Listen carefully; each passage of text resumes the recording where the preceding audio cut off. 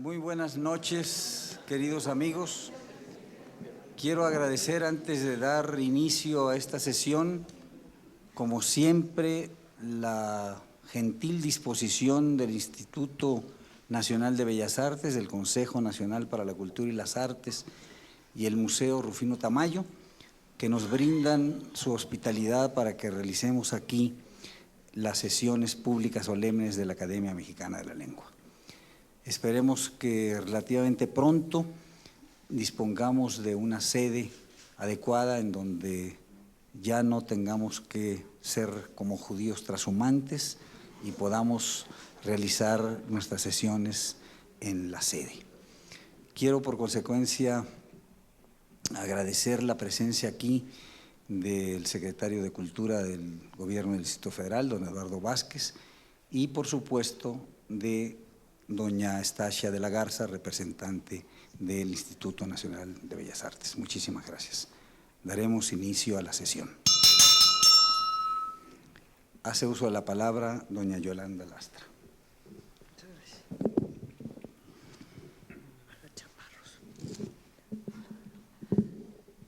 Señor director, señores miembros de la mesa directiva, colegas y amigos. ¿No? A ver. ¿Me ayudas? ¿Así? ¿Sí? ¿Ya? A ver, habla. Colegas y amigos. Quisiera expresar mi agradecimiento a los académicos que votaron para elegirme como miembro y especialmente a Concepción Compani, a Ascensión Hernández y a Leopoldo Baliñas por haberme propuesto. La silla 11 que se me ha asignado fue de don Ernesto de la Peña, a quien admiro. Nunca podré igualar su sabiduría y erudición. Todos disfrutamos de sus programas de radio, Testimonio y Celebración y Al Hilo del Tiempo, en los que abordaba los más diversos temas relacionados con la religión, la historia y la filosofía, explicando todo con suma claridad. De sus libros solo mencionaré dos: Castillos para Homero y La Rosa Transfigurada. En el primero de ellos dice que expondrá algunas de las más llamativas correspondencias homéricas con ciertas culturas del cercano Oriente, así como los posibles contactos internos con el mundo egeo. Ofrece su meditación y sus conclusiones al padre de la poesía occidental. Desde el punto de vista lingüístico, lo que dice de la Peña de la lengua de los poemas homéricos es que su lenguaje era artificial, lleno de préstamos, fruto de diversas combinaciones, mezclas e hibridaciones que se originaron en las condiciones histórico-geográficas del mar Egeo. También señala que hay que estar conscientes de que esa lengua homérica no se habló nunca ni se empleó jamás como vehículo de comunicación. Es razonable suponer que el luviano, lengua íntimamente relacionada con el hitita, fue probablemente la lengua materna de los troyanos. Los griegos la entendían sin hacer demasiado esfuerzo. La Rosa Transfigurada nos conduce por diversas literaturas a través de la historia, notablemente al Paraíso de Dante con Beatrice, donde la rosa mística se convierte en luz. Se suele decir que el infierno es más divertido y más interesante que los otros cantos. Sin embargo, de la Peña nos hace desear leer otra vez el Paraíso y tal vez compartir la admiración que le tiene a Dante. Aquí dejo estos comentarios sobre mi ilustre predecesor, lexicógrafo notable, conocedor del español popular según nos dice Concepción Compani, y paso a esbozar ante ustedes un trabajo sobre la terminología de las fiestas religiosas en el área de San Miguel de Allende. La investigación que presentaré ante ustedes tiene dos aspectos. El primero de ellos es el que permite ofrecer una aportación al conocimiento de la diversidad del español de México. El segundo es el que señala la diversidad existente en el marco de su uso oral y de sus significados culturales particulares. Acercarnos a nuestra lengua por medio del trabajo de campo es acercarnos a sus hablantes y a los usos y significados que adquiere en diferentes contextos. En el caso presente me referiré a las fiestas religiosas en un territorio particular. Ofrezco, por lo tanto, un fragmento de nuestro idioma que no deja de llamar la atención por los diferentes significados que adquiere y las variadas funciones culturales que lo acompañan. Trataré de detalles léxicos, dialectológicos en el sentido geográfico y al mismo tiempo de variedades asociadas con prácticas rituales. Lo que llamo área de San Miguel se refiere a comunidades dentro del municipio de San Miguel de Allende y a la misión de Chichimecas que se localiza en San Luis de la Paz, Guanajuato. La razón para escoger este último sitio y no otros en los municipios aledaños, San José Iturbide, Comonfort, Juventino Rosas, Dolores Hidalgo, así como los municipios colindantes del oriente de Querétaro, es el hecho de que hay personas en San Luis de la Paz que tienen una estrecha relación con Cruz del Palmar, una ranchería de San Miguel. Durante sus fiestas patronales se visitan recíprocamente y ambos grupos comparten ritos y costumbres. En la década de los 90 buscaba yo hablantes de otomí en Guanajuato y como quedan pocos, consideré un gran hallazgo conocer a un hombre en Cruz del Palmar que dominaba la lengua. Posteriormente me invitaron a asistir a la fiesta en honor a su patrono, el Santo Entierro, que se celebra a fines de diciembre y a principios de enero. Así empezó mi interés por las fiestas. Para este trabajo seleccioné 95 términos que me parecieron de interés y entrevisté a 23 personas para que los explicaran en el caso de que fueran de su conocimiento. 12 de los entrevistados viven en diferentes barrios de la ciudad de San Miguel, 3 fuera de ella, pero dentro del municipio, 6 en la misión de Chichimecas y una señora en la ciudad de San Luis de la Paz.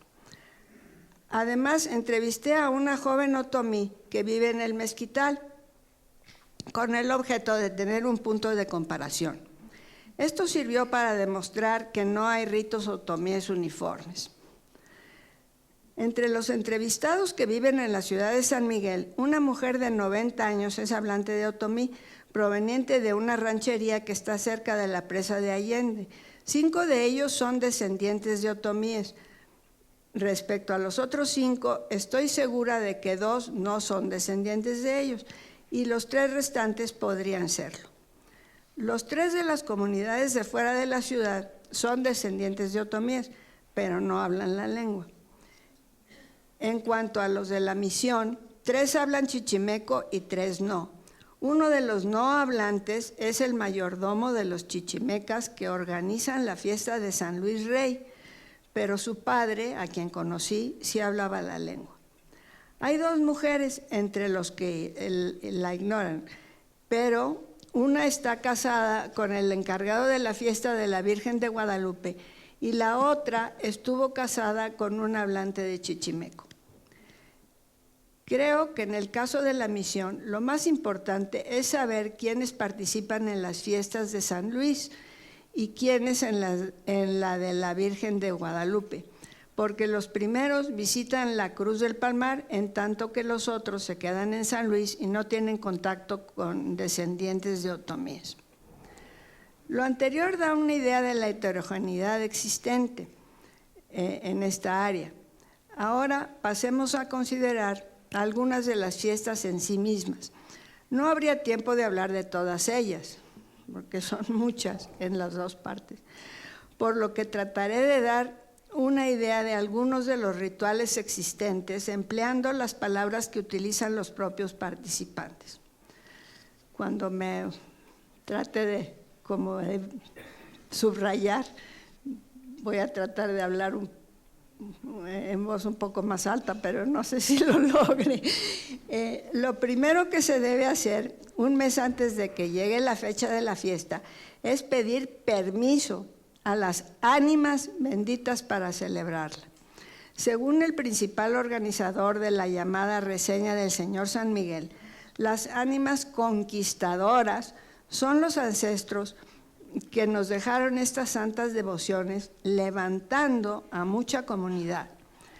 Para la fiesta de la Santa Cruz, nos dice, se va al puerto de Calderón a pedir que nos abran las puertas, que no tengamos ningún contratiempo.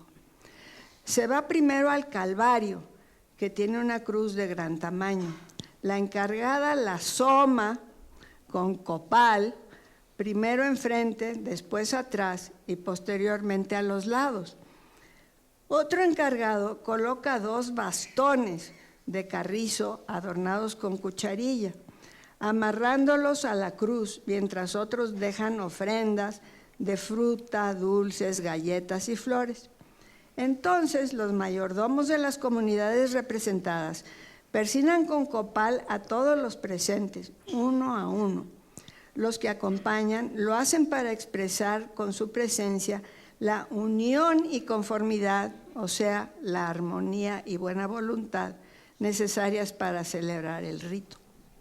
Después se va a otro calvario situado enfrente de la capilla, se sahuma y se dejan ofrendas. Todo esto se hace mientras otra persona toca la mandolina y canta alabanzas y los asistentes los respectivos estribillos. Entonces se sahuma la puerta de la capilla en caso de que no se pueda entrar y se dejan otros bastones y ofrendas. Un rito semejante se hace enfrente de otra cruz que está un tanto alejada, así como en el sitio donde, según la tradición, murió un franciscano flechado por chichimecas. En un acantilado donde hay una cueva murió otro fraile y allí también se sahuma, se canta y se reza.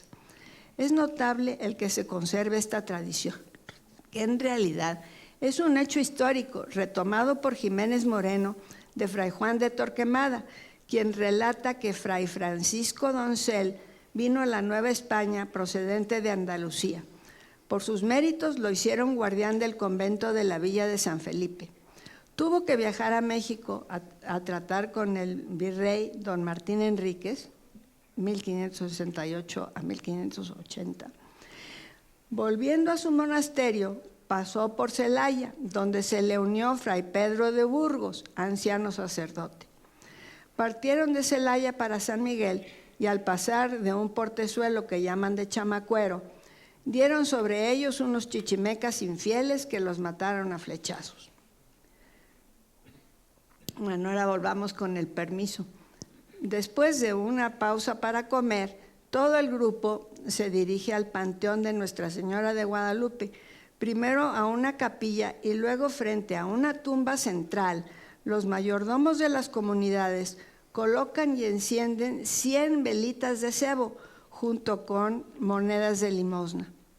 Consumidas las pequeñas velas y ya limpio el sitio, la encargada principal da las gracias a todos, finalizando sus palabras diciendo: Él es Dios.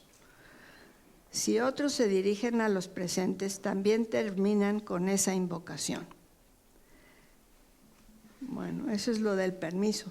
La fiesta de la Santa Cruz se celebra en muchas comunidades de los barrios. Cada una tiene su mesa, que es el grupo organizador. Entre los barrios más antiguos está Guadiana, algunos de cuyos miembros suben al Monte de Uma a adornar y bajar una cruz. Otros barrios son La Palmita, Ojo de Agua y Valle del Maíz. En este último se preservan muchas tradiciones. Además, un día antes de la fiesta, un jueves, invitan desde hace varios años a 2 grupos de la Sierra de Jichú. Allí ya no está eso tan tradicional, ¿verdad? El viernes, durante el día, hacen los preparativos para el ensayo real que empieza al atardecer. Después de una ceremonia a los 4 vientos en el atrio con la presencia de todos los cargueros, la Santa Cruz Peregrina, como se denomina a una cruz de madera que representa a la decantera que se queda en el altar, inicia la procesión del ensayo real, que también se llama Entrada de la Flor, porque en su recorrido a la gente del valle se le van agregando vecinos con flores que después servirán para adornar el altar. Además de un cuetero, la procesión va encabezada por la rosa, que consta de la palabra, que es el sahumerio, llevado por el mayordomo, la demandita, que es la imagen, en este caso la cruz, la pasión, bandera roja ceremonial, nunca desplegada, portada por una mujer que también toca una campanita, flores rojas y 2 velas. La rosa va por el callejón del valle y sube hasta la cruz, arriba del palo del cuarto. Así llamado porque allí sepultaron la 4ª parte del primer mayordomo existente, que fue descuartizado por chichimecas. Dicha cruz está situada por la salida a Querétaro. El mayordomo sahuma la cruz por enfrente, haciendo la ceremonia de los 4 vientos, se arrodilla, hace la señal de la cruz 2 veces con el sahumerio frente a la imagen, da media vuelta, repite la operación, da 1/4 de vuelta y vuelve a sahumar, da media vuelta y sahuma a la 4ª dirección. Mientras el mayordomo sahuma, los que acompañan hacen las vueltas y flancos muy respetuosamente y la campanita no deja de tocar. En todo esto participan los grupos de flauta y tambor denominados tunditos, que vienen de Doctor Mora. Detrás de la rosa vienen las danzas, apaches, cuyo viejito es un soldado con un oso encadenado. Sonajeras, niñas con sombrero de ala relativamente ancha adornado de flores. Rayados y franceses, con 2 muertes con machetes. Enfermeras, mujeres con indumentaria semejante a la de la Cruz Roja, y hombres de taparrabo. Soldados, hombres con uniformes modernos. Estos 2 últimos grupos no tienen conjunto musical, en tanto que los primeros sí. Los llamados viejitos son personajes graciosos que acompañan a todas estas danzas. Pueden ser personas disfrazadas de muertes, diablos o viejitos. Su función aparente es la de hacer reír, pero la más profunda es recordar la muerte y que si son malas gentes, se los tiene que llevar el diablo. La comitiva baja hasta el mirador, donde bailan las danzas durante un tiempo bastante largo y después regresan al barrio y al entrar al atrio repican las campanas. Entran las danzas de rodillas, les pasan una canastita donde ponen su limosna, entregan alguna ofrenda, todos se persignan, se levantan y se van caminando para atrás en señal de respeto. Con cada danza se repite el ritual. Mientras todo esto se lleva a cabo en la iglesia, eso se lleva a cabo en la iglesia, en una casa se hacen preparativos para tejer el súchil, también denominado crucero. Se trata de un arco de madera maciza, semejante a las de las vigas que sostienen un techo, que se decora con cucharilla, flores e hinojo. Generalmente ostenta una cruz como remate. La cucharilla es la parte blanca en forma de cuchara de un agave especial que se produce en los cerros aledaños. Se empieza a decorar el crucero en la noche cuando la cucharilla ya se ha bendecido. Después se trabaja. Hay música especial de los conjuntos de flauta y tambor. Esto constituye lo que se llama la velación del súchil. El sábado en la madrugada hay alborada, que consiste principalmente de música y cohetes. A las 11 de la mañana se hace la ceremonia de la puesta de los bastones en la cruz del cuarto. A las 3 de la tarde, después de sacralizarlo con copal, se para el crucero, hecho la noche anterior frente al salón de actos junto de la iglesia. En cuanto lo paran, repican las campanas. Los danzantes entran a la iglesia a persignarse y salen caminando para atrás. En un llano cercano se hacen guerritas entre soldados y apaches. Se reparte a todos los asistentes un sabrosísimo atole de cáscara de cacao. Todos los danzantes bailan, aquí cada grupo por su lado, con sus respectivos conjuntos, excepto un cuadro de locos disfrazados y enmascarados que tienen equipo de sonido y bailan al compás de música moderna junto con varias mojigangas. Ya al atardecer, como 3 horas y media después de su llegada, se van retirando los participantes, los apaches llevando a sus prisioneros. A las 9 de la noche empieza la velación general. Para entonces la capilla está muy adornada con flores rojas y blancas. Hay gente que visita la cruz, incluyendo concheros que van a tocarle y cantarle alabanzas. Por la noche van entrando las comunidades que llegan de visita con su rosa. Para darles la bienvenida, tocan los concheros. Cuando terminan de recibir las ofrendas de la primera comunidad, les ofrecen comida llamada reliquia a los visitantes y sale el mayordomo con los concheros a recibir a la siguiente y así sucesivamente hasta que llega la última. A veces hay mayordomos de comunidades que se dirigen a todos los asistentes para saludarlos y otros mayordomos rezan junto con las personas que los acompañan. En todos estos casos se termina con la invocación a la Santa Cruz, Él es Dios, y todos contestan, Él es Dios. El domingo hay alborada, mañanitas y misa. Después se inicia un desfile al centro de la ciudad con todas las danzas. Esta vez se lleva la cruz en un carro alegórico. Todo el desfile baja al pueblo y reparten dulces al pasar. Unas horas más tarde entran los parandes, especie de marco de madera como del tamaño de una pequeña cama al que se le pone una tela, por ejemplo un mantel, para darle cuerpo. Ahí se cuelgan piezas grandes de pan dulce que se manda a hacer especialmente. Algunos parandes están adornados y otros tienen los panes exclusivamente. Se colocan recargados contra la pared en la esquina del callejón del Valle y de la salida a Querétaro, donde está otra de las cruces del Palo del Cuarto. La rosa y las danzas salen hasta ahí, donde se hace la ceremonia de los 4 vientos ante cada parande. Después regresan al atrio las danzas. Los parandes se colocan afuera de la iglesia para su venta. El objeto de hacerlos es recabar dinero. La persona que hace un parande da de limosna el doble de lo que le cuesta el pan.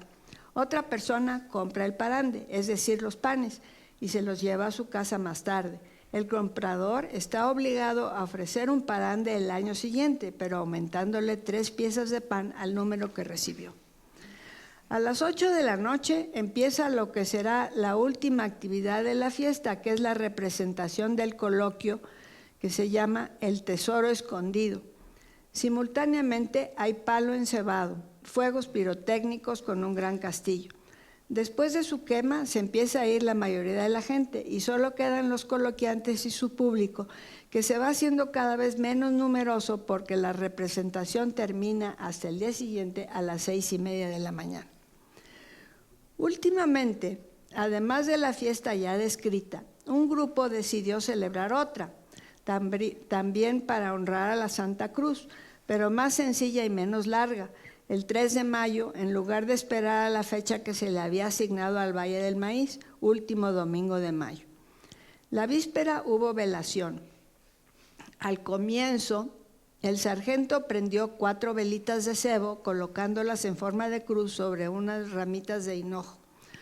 Otra velita se pone un poco separada de las demás y simboliza la ánima sola. Una que no tiene quien rece por ella. Todos conocen el término. No todos conocen el término, pero sí conservan la costumbre. Se hicieron limpias, que suelen llamar bendiciones, cada vez que llega un mayordomo de otra comunidad. Es decir, el mayordomo que recibe o el sargento encargado toma las flores que el devoto recién llegado lleva a ofrendar, o si no, escoge alguna del altar y con ellas toca la cabeza del devoto y las pasa por sus brazos y su cuerpo y luego se las da a besar. En vez de flores, esto se puede hacer con una veladora que el devoto ofrezca. Al mismo tiempo, el oficiante reza y pide que se aleje el mal y se proteja a la persona. Ya que llegaron los representantes de las 22 comunidades invitadas, se procedió a asignar los trabajos correspondientes para que levantaran la palabra, es decir, aceptaran el trabajo los nombrados.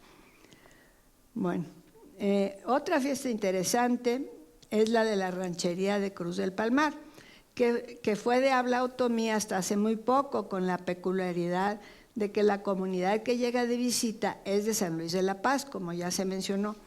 Algunos de los visitantes hablan chichimeco, otros son mestizos de la ciudad, que últimamente se autodenominan huachichiles.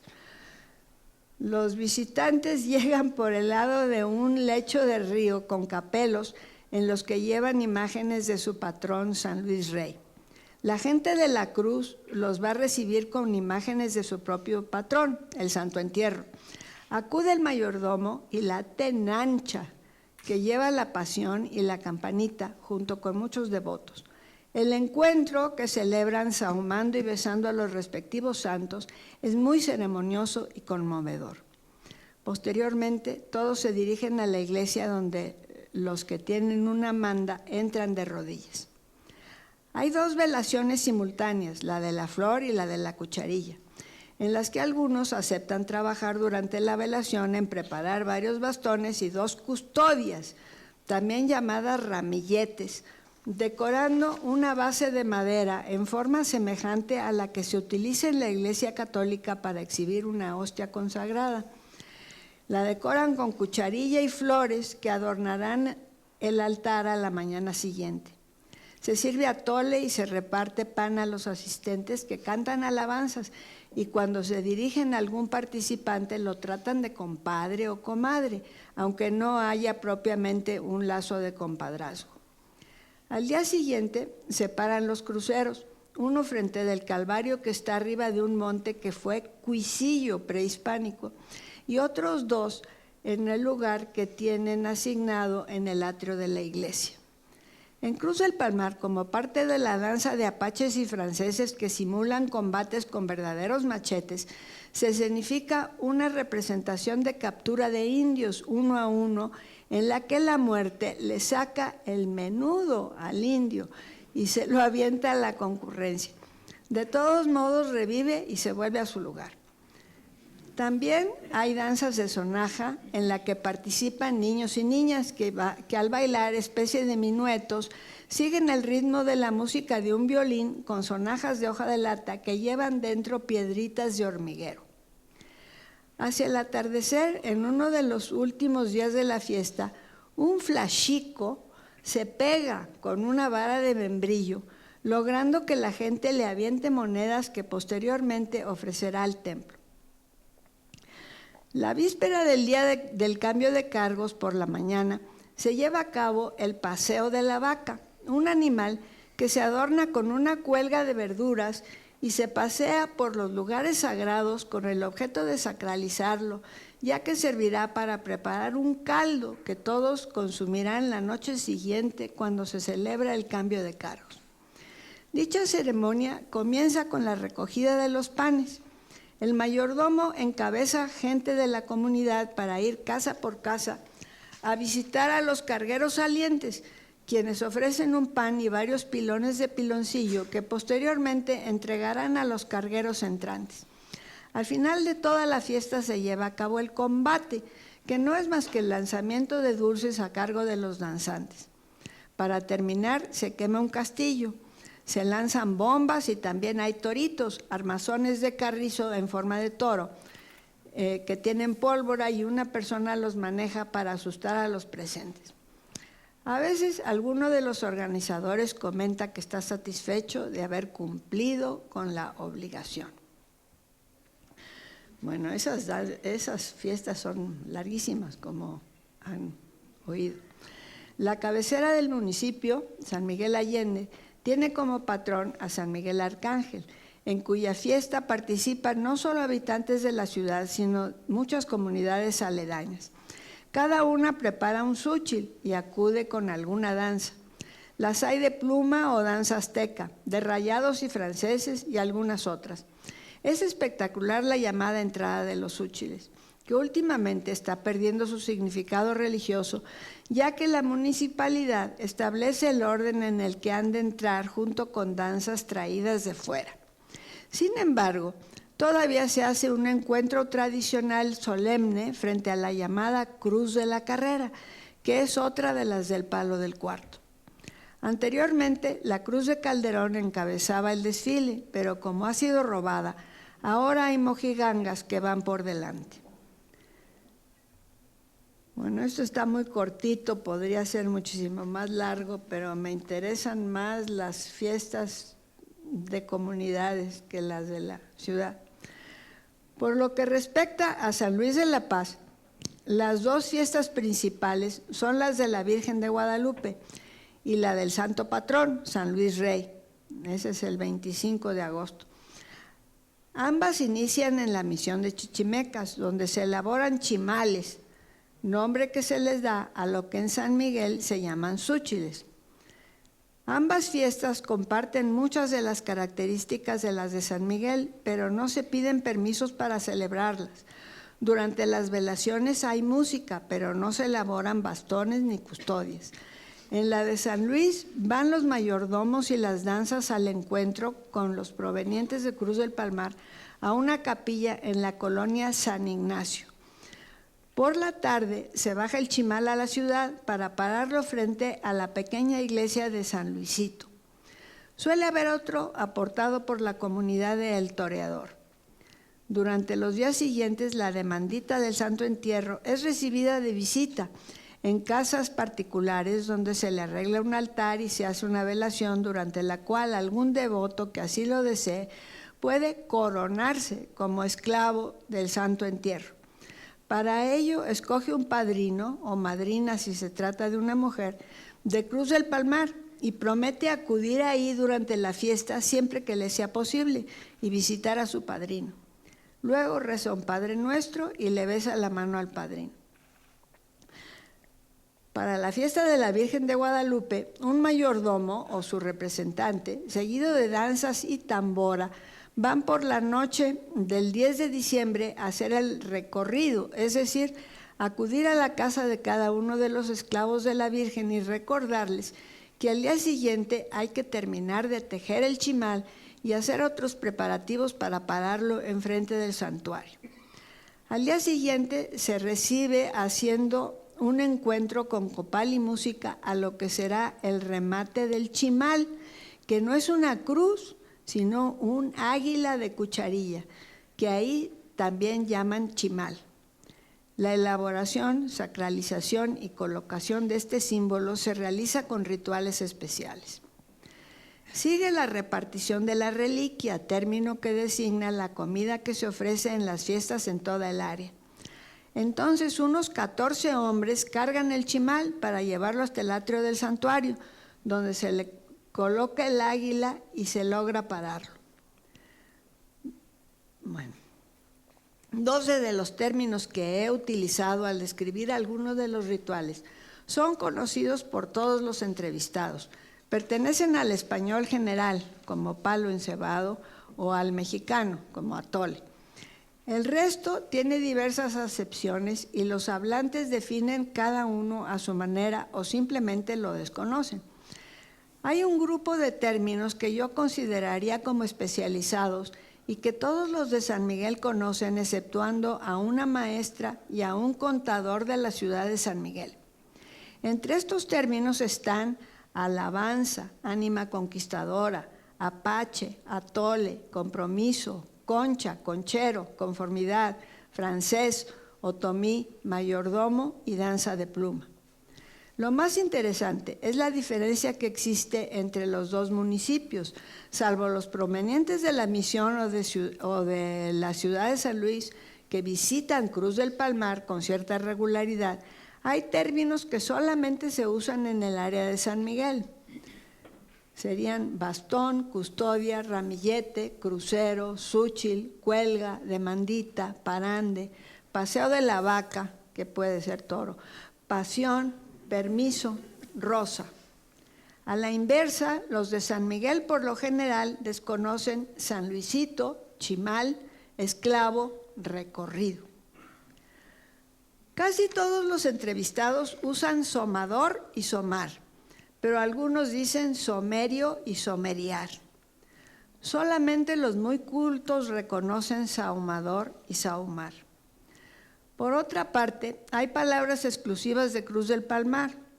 changos para viejitos o mascarudos, tenancha, cuisillo, flachico. No, cuisillo. Flachico aparece también en la cieneguita. Entre los términos usados por todos, hay bastantes que aparecen en el diccionario de la Real Academia Española, pero que tienen un significado especializado entre los participantes de los rituales. Otros sencillamente no aparecen en el DRAE. El Diccionario de Mexicanismos de la Academia Mexicana de la Lengua incluye algunos de dichos términos, pero no todos.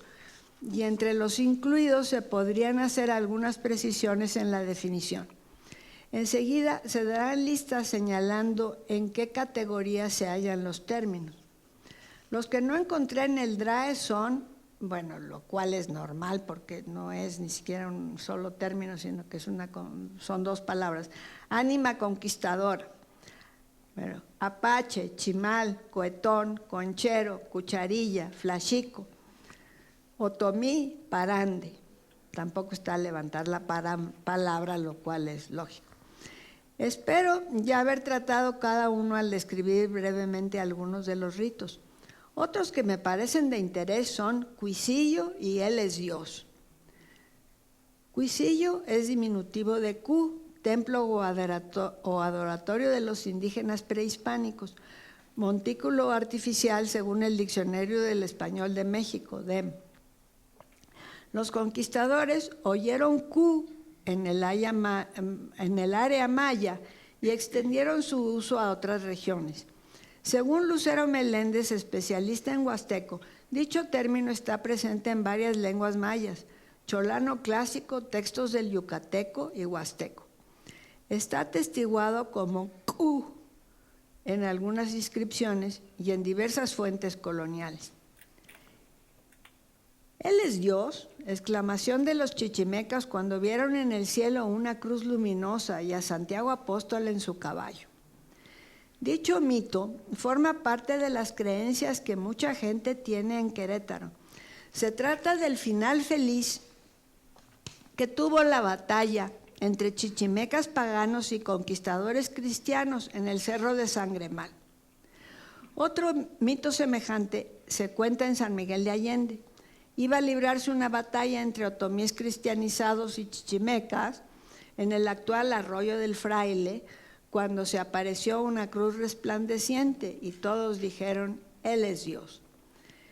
En las velaciones se utiliza esta frase, como ya medio dije, en las velaciones se utiliza esta frase al aceptar el trabajo que se realizará durante la noche y al terminar especies de discursos, por ejemplo, agradeciendo la hospitalidad. Aquellos que tienen un significado especial para los que participan en los rituales son alabanza, definido en el DRAE como expresión o conjunto de expresiones con que se alaba, pero no como cantos que se entonan en velaciones y en algunos otros rituales.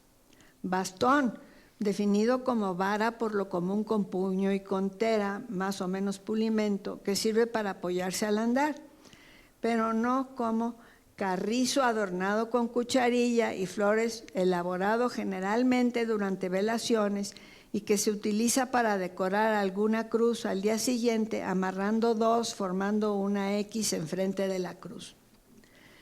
Cargo, definido como, bueno, es el número, la acepción 17, y dice Perú, responsabilidad rotativa de organizar la fiesta patronal. Habría que añadir que en México también se usa. Carguero, definido como persona que se dedica a llevar cargas, pero habría que añadir persona que tiene una obligación determinada durante la fiesta o durante los preparativos. Sin embargo, hay que señalar que en la misión de chichimecas así le llaman a los que cargan el chimal.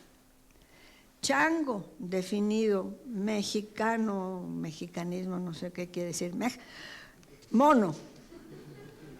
En Cruz del Palmar, graciosos que acompañan a las danzas. Bueno, este es muy exclusivo de un solo lugar, yo no pretendo que esté en el DRAE, pero hay que señalarlo. Este sí.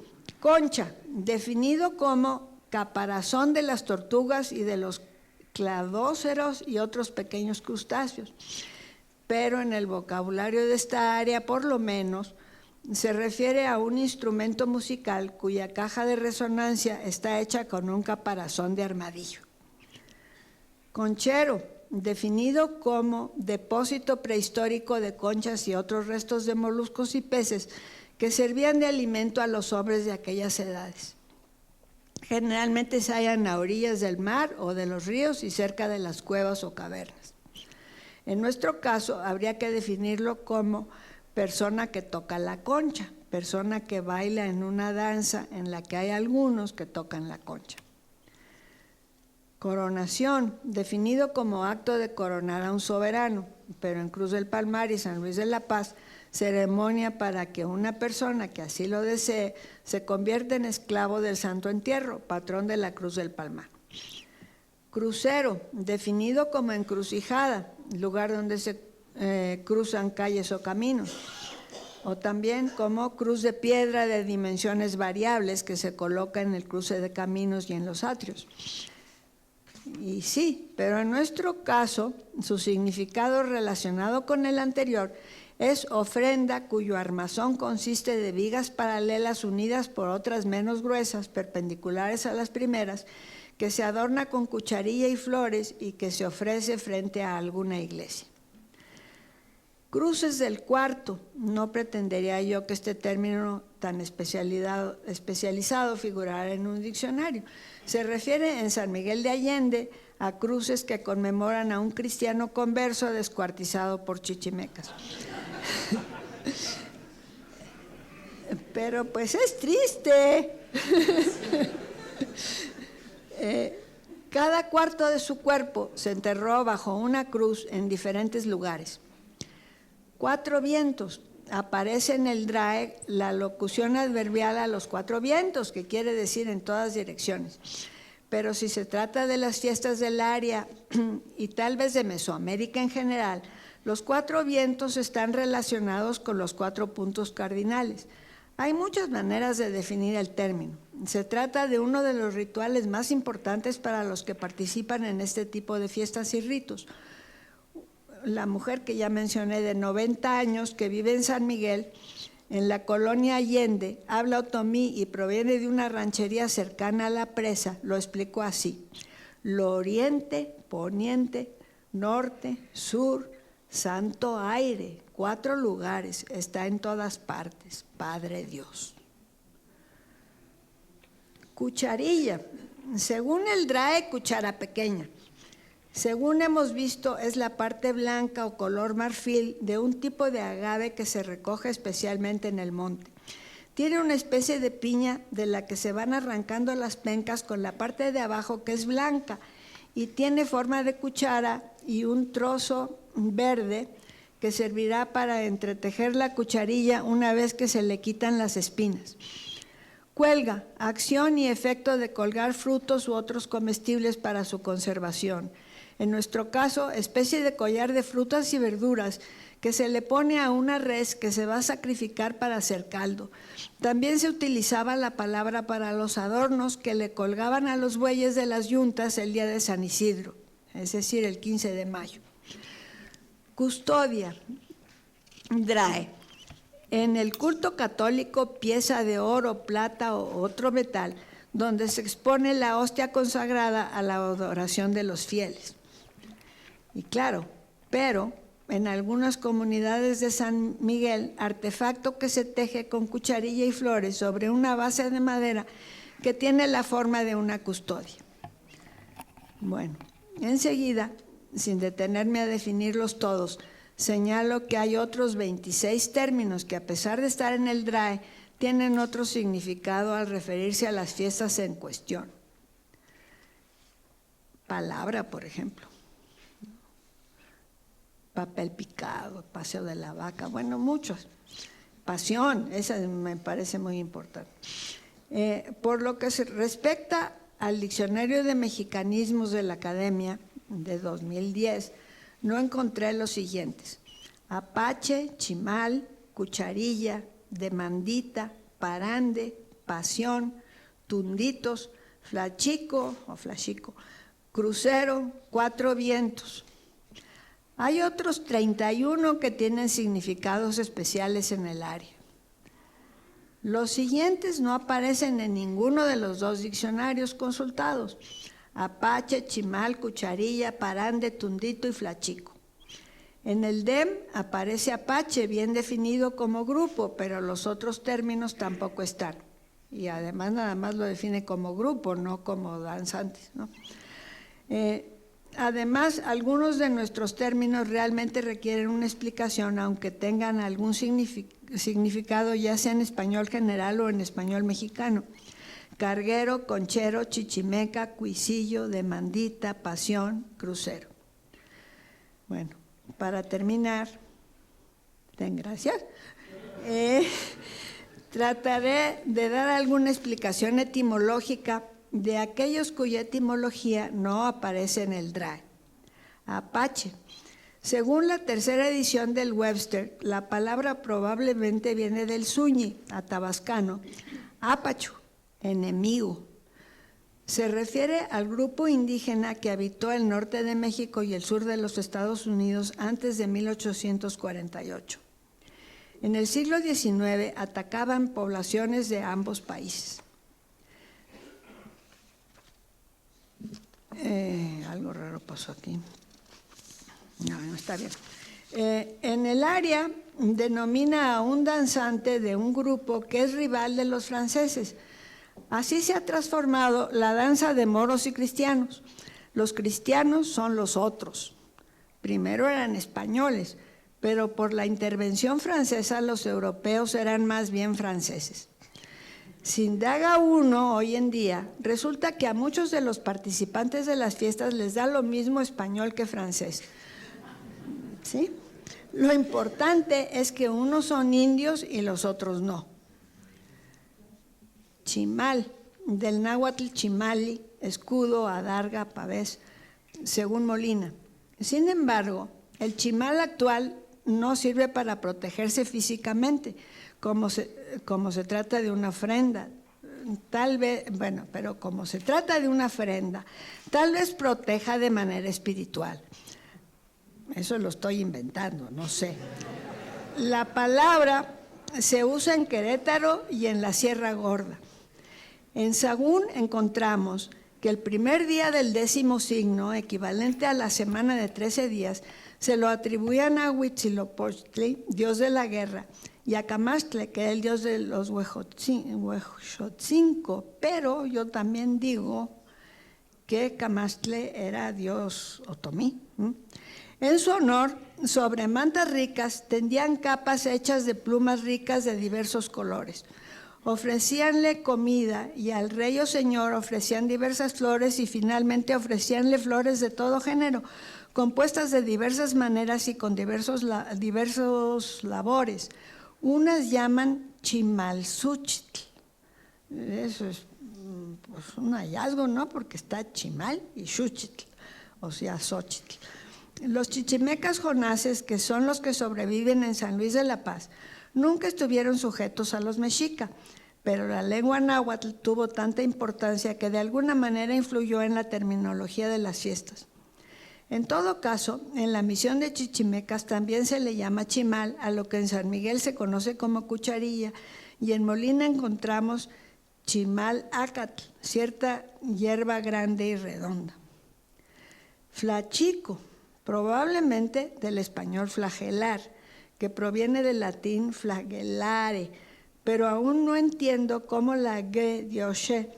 La palabra la encontré en Cruz del Palmar y en La Cieneguita, y la conoce una persona de la colonia San Rafael. Pero sé que se usa en Querétaro, en Pedro Escobedo, y que la ha registrado Abel Piña. En un glosario que aparece buscando en internet, se dice que viene del otomí, cosa que no puede ser, porque en otomí no hay F, excepto en préstamos del español y en palabras que tenían P, como la palabra que se usa para caballo, ¿no? Que es pani, y dicen Fanny, pero en todo caso el grupo FL sería impronunciable. Otomí, del náhuatl otomitl, Hay varias hipótesis al respecto. La más probable es la de Jiménez Moreno, 1939. La palabra otomí, según este autor, viene del náhuatl totomitl, porque Sahún la emplea así en algunos casos. Tototl significa pájaro y totomitl, flechador de pájaros. Entonces, todos los nombres de persona o de lugar que empiezan con toton o totom se refieren a otomí. La propuesta de Jiménez Moreno se confirma al ver en el Códice de Huichapan y en la historia tolteca chichimeca varios glifos de otomíes que tienen sobre la cabeza pájaros atravesados por flechas.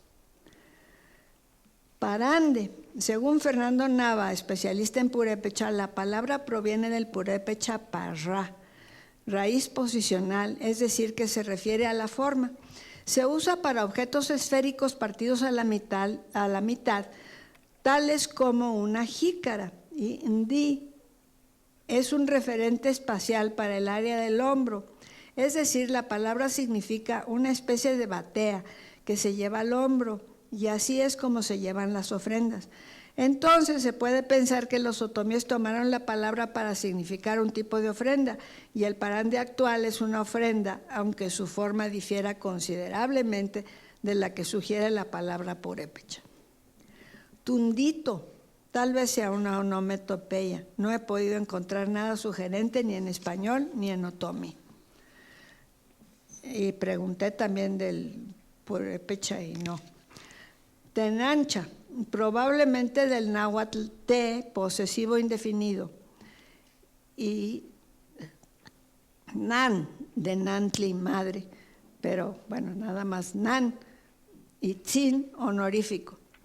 En un glosario de las fiestas patronales de Querétaro que aparece en internet, se incluye tenanche definido como persona del género femenino, generalmente esposa del mayordomo, que asiste al mayordomo en la organización y realización de las distintas actividades en relación al santo patrón de la comunidad, barrio o pueblo y sus fiestas.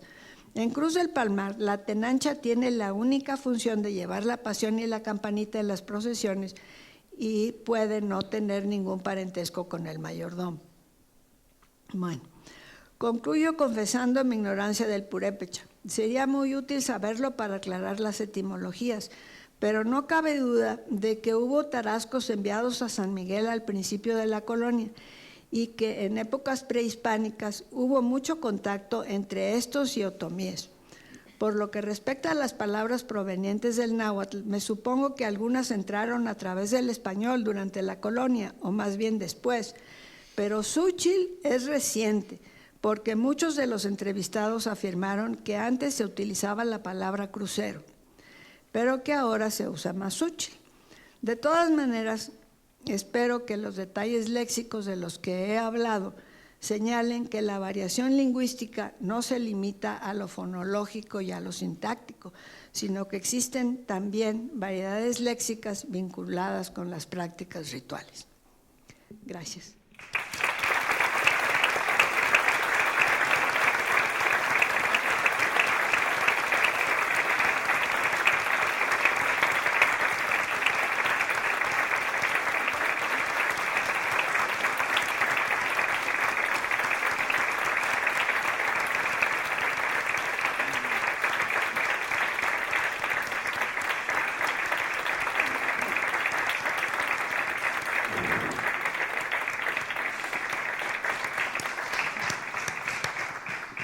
Permítanme ahora, queridos amigos, entregarle a doña Yolanda Lastra, que ocupará la silla 11ª, que antes ocupaba don Ernesto de la Peña, las insignias que la distinguirán como miembro de número de nuestra corporación.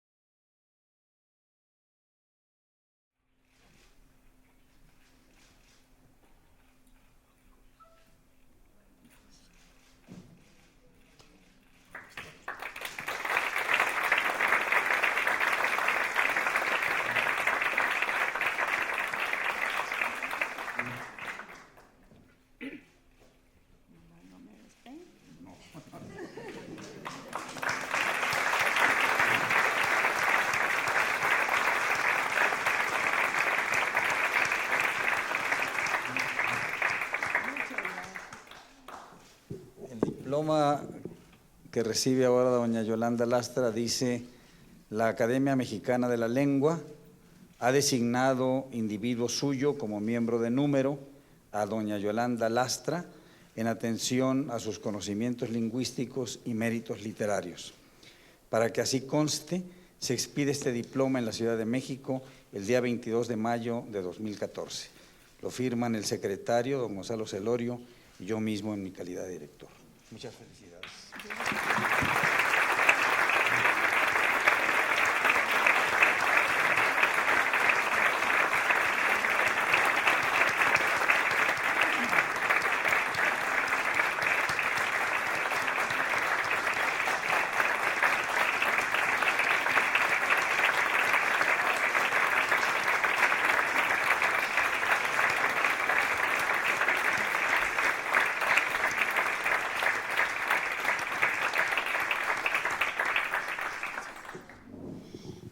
Para darle la bienvenida, en nombre de nuestra corporación, doña Ascensión Hernández Triviño hará uso de la palabra. Señor director de la Academia, don Jaime Labastida, colegas y amigos. Hoy celebramos con júbilo el ingreso a la Academia Mexicana de la Lengua de doña Yolanda Lastra, quien llega a esta corporación como reconocida investigadora de varias lenguas indígenas y en alto grado también de las lenguas española, inglesa y francesa. Este doble saber de lenguas indoeuropeas y amerindias le confiere un conocimiento sólido de las diversas estructuras de las lenguas y del lenguaje, un saber que será muy provechoso para la Academia, que desde hoy cuenta con varias lenguas más en su repertorio lingüístico. Doña Yolanda nació en la Ciudad de México y desde joven se asomó al mundo de las lenguas. En su temprana juventud, casi adolescencia, ganó una beca para hacer el bachillerato, lo que aquí es la preparatoria, en los Estados Unidos, concretamente en el Smith College en Massachusetts, donde obtuvo su título en 1954. En aquellos 4 años que allí estuvo en este college, aprendió bien el inglés y se adentró en la lengua y literatura francesas. El hecho de abrirse tan joven a 2 lenguas, además de la propia, estimuló su vocación por el estudio de un saber que a la larga se convertiría en una profesión, la de lingüista. Con su título de bachiller o bachelor bajo el brazo, regresó a su ciudad dispuesta a entrar en la universidad, pero desafortunadamente no pudo revalidar el grado y mientras tomaba una decisión, aprovechó para estudiar más francés y dio unas clases de español en la Embajada de los Estados Unidos. Poco duró su estancia aquí porque le ofrecieron una beca para cursar la maestría en Georgetown. En aquella universidad tomó contacto con las nuevas corrientes de la lingüística derivadas del estructuralismo, de labios de reconocidos maestros que despertaron en ella el interés por meterse en esa disciplina tan importante en el siglo XX. De nuevo, al terminar la maestría, en 1957, volvió a México con el deseo de quedarse y cursar aquí el doctorado. Y de nuevo se topó con los imposibles de la revalidación. Entonces, fue al norte, otra vez volvió a Estados Unidos, esta vez a la Universidad de Cornell, donde obtuvo su título de doctora en 1963. En Cornell selló su destino. Se adentró en el estudio de las lenguas americanas dentro de una línea de lingüística descriptiva sincrónica, siempre con un trasfondo antropológico. Trabajó de la mano de Charles Hockett, un reconocido lingüista, autor de estudios en el campo de la fonología y la morfología, dentro de la línea de pensamiento de un famoso lingüista de Estados Unidos, Leonard Bloomfield. Allí vivió el vendaval de la naciente lingüística generativa de Chomsky, que conmovió los cimientos del estructuralismo a partir de su libro Estructuras sintácticas, Syntactic Structure, en 1957. En definitiva, durante los años en Cornell, que fueron 7 en total, pues se quedó un tiempo de profesora, Yolanda realizó una honda investigación en la lengua quechua, que cristalizó en lo que fue su tesis de doctorado y más tarde en un libro publicado con el título de Cochabamba Quechua Syntax en La Haya, en una editorial muy famosa, Mutón. Este trabajo de tesis revela ya el dominio de un modelo y un método, el estudio de la lengua hablada a través de textos recogidos en trabajo de campo y el análisis morfológico y morfosintáctico de ellos, además del registro de un vocabulario. Y revela también una línea de estudio muy clara, la dialectología. En 1968, Yolanda llegó a México, a la sección recién creada de Antropología dentro del Instituto de Investigaciones Históricas de nuestra universidad, de la UNAM. La sección estaba bajo la jefatura de Juan Comas, amigo de Yolanda, quien la recibió como investigadora para enriquecer la rama de lingüística. De repente, la fortuna se le presentó con doble rostro. Por un lado, un buen trabajo en su país. Por el otro, encontró a un destacado lingüista a quien ya conocía desde sus tiempos de Cornell, Jorge Suárez. Con él se casó en 1968 y con él formó una familia de 4 hijos, Braulio, Manuel, Andrés y Emilio. Comenzaba así una doble vida, familiar y académica, muy estable y prometedora, y propicia para poner en práctica todo el saber acumulado en más de una década de peregrinar por universidades, congresos, viajes de estudio y trato con estructuralistas, chonquianos, generativistas, funcionalistas y transformacionalistas. Llegaba a un espacio en el que se hablaban muchas lenguas. Era la antigua Mesoamérica, una pequeña Babel en la gran Babel americana, un espacio en que cualquier lengua elegida era buena para analizar el tejido del habla con el saber teórico que ella ya había adquirido. Y así fue como empezó su tarea con una lengua poco hablada y poco explorada, el chichimeco, lengua hablada por los antepasados de Nezahualcóyotl y ahora reducida a un rincón de Guanajuato, a una reliquia viviente. Este fue su primer amor, pero este amor le duró toda su vida y empezó a publicar en esta lengua. Pero pronto fue seducida por el náhuatl, la lengua que había sido general entre las generales, la lengua franca hoy se dice. A ella dedicó su esfuerzo en la década de 1970 y parte de la siguiente, de 1980, con el objeto de conocer su variedad y vitalidad en el centro de México. Para ello, emprendió un prolongado trabajo de campo con un famoso filólogo inahuatlato, Fernando Orcasitas. Ambos a dos trabajaron durante el día en numerosas comunidades nahuas del Distrito Federal y estados cercanos. Salían una vez a la semana durante el día. En la noche siempre regresaban a su casa. Organizaron su trabajo conforme a un método geográfico, en círculos concéntricos, recuerda ella. Llevaban itacate, supongo, para aprovechar un tiempo precioso que es el que marca el sol. Con los datos obtenidos, integraron un corpus de lengua hablada en el que quedaron registrados multitud de elementos de lingüística descriptiva, sociolingüística y dialectología, con los cuales los autores pudieron marcar identidades y límites de las variantes del náhuatl moderno del centro de México. El resultado fue una serie de artículos publicados en Anales de Antropología y algunas monografías que Yolanda publicó, que no cito para no alargar la charla esta, que es breve. Culminación de esta, bueno, hay que citar que la culminación de esta etapa de su estudio del náhuatl es un extenso libro de casi 800 páginas titulado Las áreas dialectales del náhuatl moderno, que salió a la luz en 1986, publicado también por la UNAM, por el Instituto de Investigaciones Antropológicas. Está sustentado el libro en un cuestionario muy interesante, que está trazado el cuestionario sobre el referente más próximo e íntimo del ser humano, mundo exterior, paisaje, clima, cuerpo humano, parentesco, plantas y animales cercanos, comida y los verbos más comunes. Otro dato interesante es la pregunta correspondiente dentro del cuestionario, me pareció muy interesante, la pregunta correspondiente a la forma del pretérito, dato que nos lleva al primer diccionario de la lengua náhuatl de Fray Alonso de Molina, en el que se da a conocer siempre en cada lema verbal la forma del pretérito. Con este cuestionario trabajó un grupo de investigadores que ahora son profesores muy destacados y hasta un miembro de esta academia que está aquí, don Leopoldo Baliñas. Con los datos de los encuestadores, Yolanda integró un cuerpo de variantes dialectales muy definidas de 16 estados de México y de El Salvador.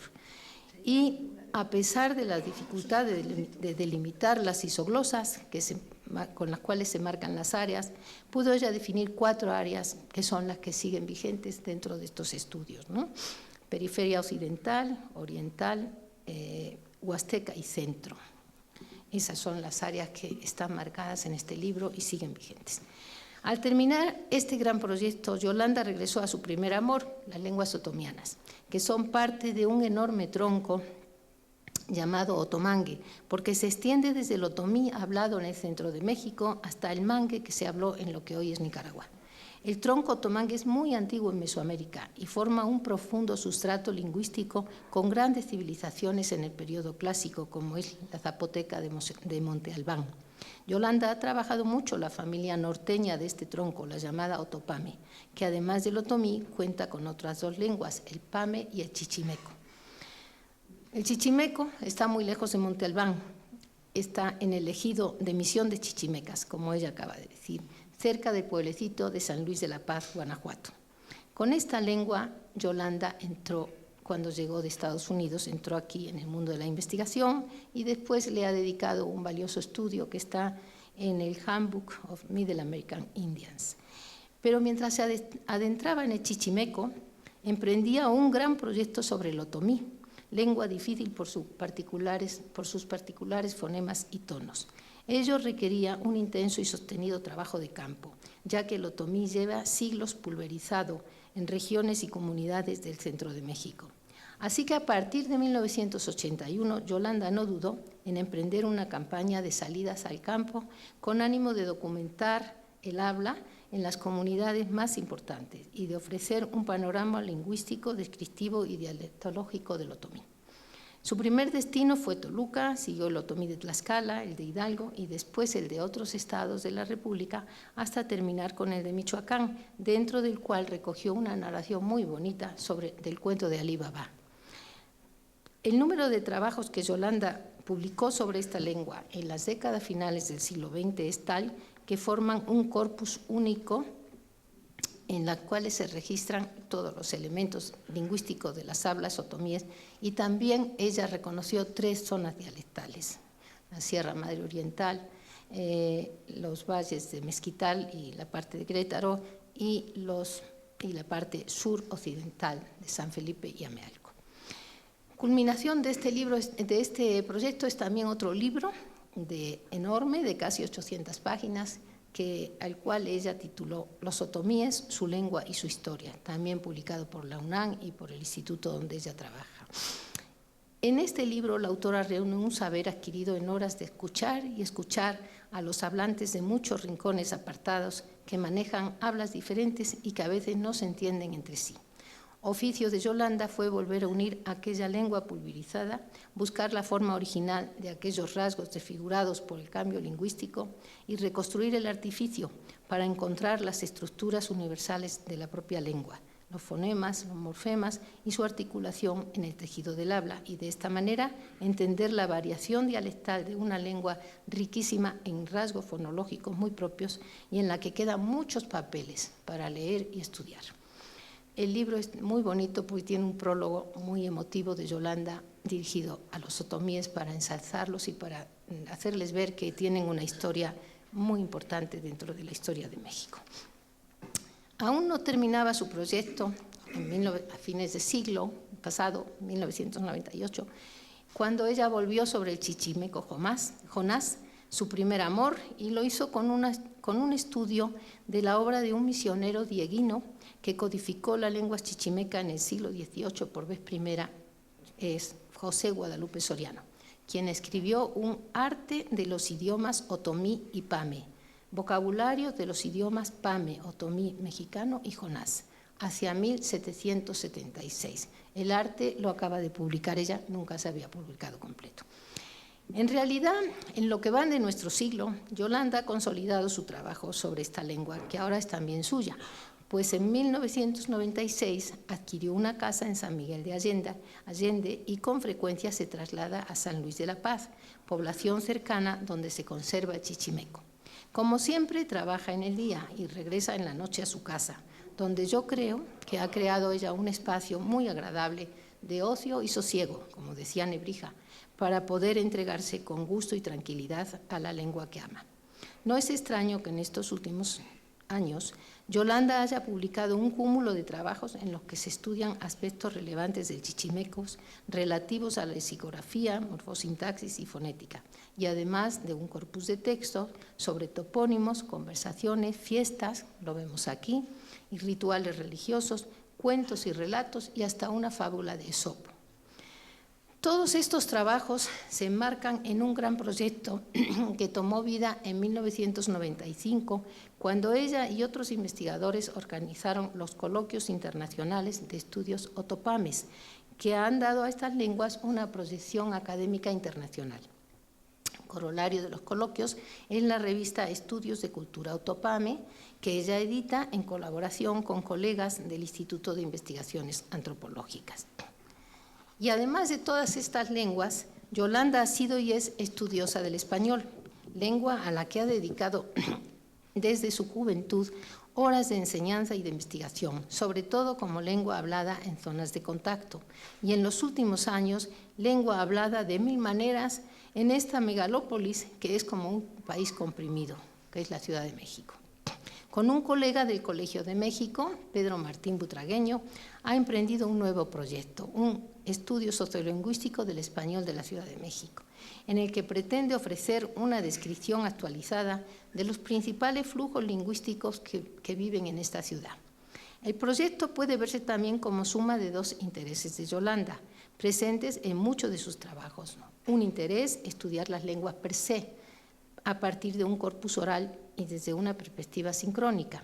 El segundo interés, el de enmarcar el estudio desde un sustrato social, es decir, desde una perspectiva sociológica. Ella tiene también muchos trabajos de sociología, una ontología muy citada, y tiene un libro que es pues como libro de texto que todo el mundo leemos, que es Sociolingüística para hispanoamericanos, que publicó en 1992.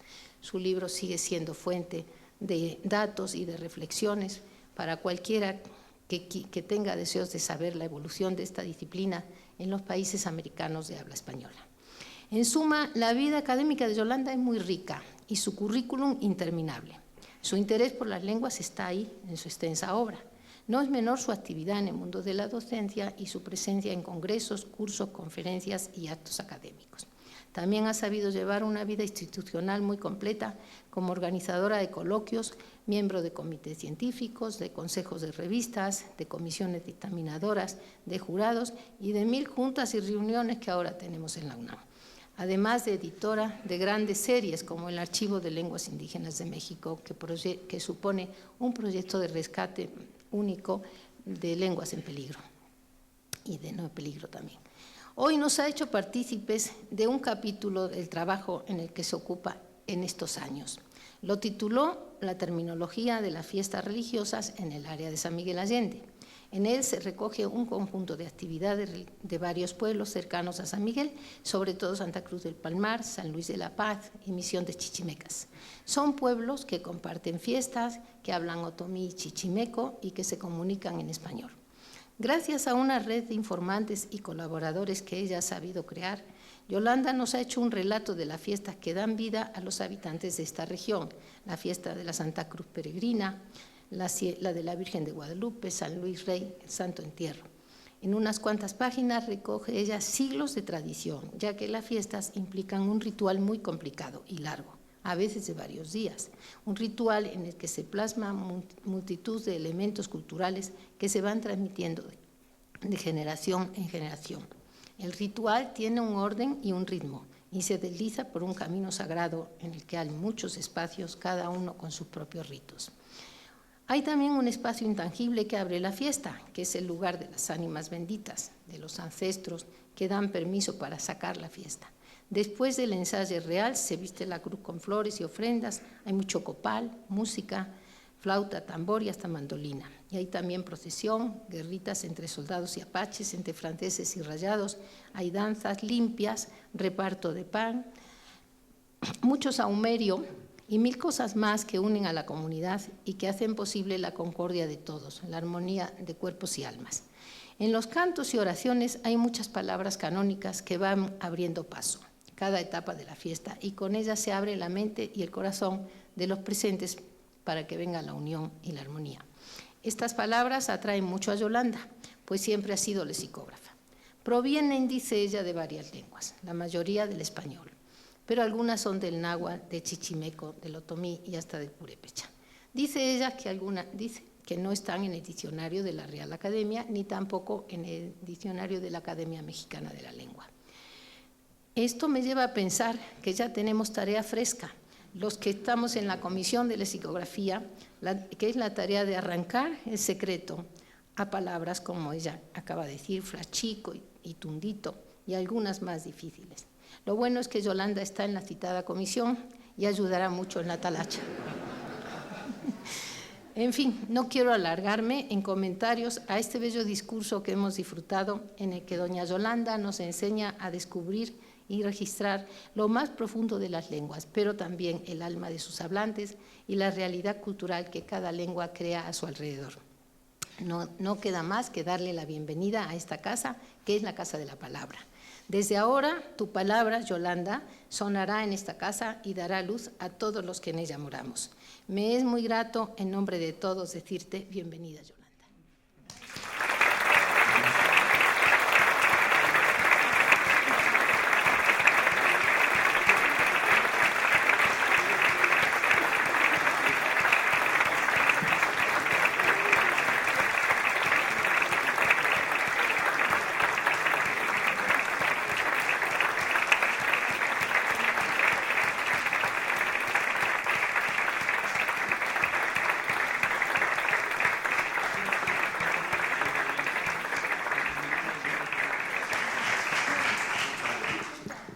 Muchas gracias a doña Ascensión Hernández Triviño, que ha hecho un discurso de recepción de doña Yolanda Lastra verdaderamente excepcional. La felicitamos en nombre de la corporación, se la agradecemos también y no nos queda otra cosa sino dar las gracias a todos ustedes y declarar cerrada la sesión.